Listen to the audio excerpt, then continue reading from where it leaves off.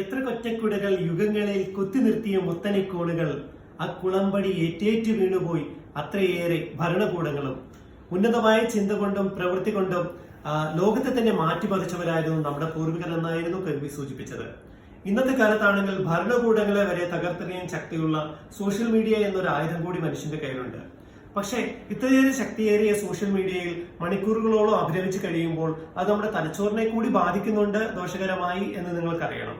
Oxford English ഡിക്ഷണറിയുടെ ഈ വർഷത്തെ വാക്കായി തിരഞ്ഞെടുത്തത് ബ്രെയിൻ റോട്ട് അഥവാ തലച്ചോറ് ചീയൽ എന്ന വാക്കാണ്. എന്താണ് അതിന്റെ അർത്ഥം?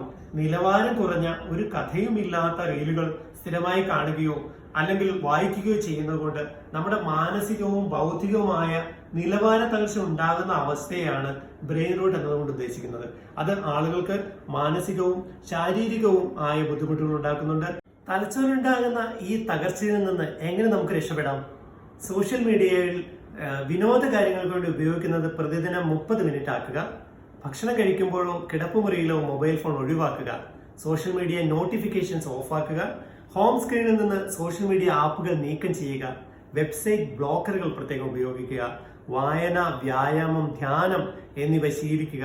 നിങ്ങളുടെ സ്ക്രീൻ സമയം എത്രയാണെന്ന് ട്രാക്ക് ചെയ്യുക എന്നിവയൊക്കെ ഈ അമിതമായ സോഷ്യൽ മീഡിയ ഉപയോഗത്തിൽ നിന്ന് നമ്മളെ രക്ഷിക്കാറുണ്ട്.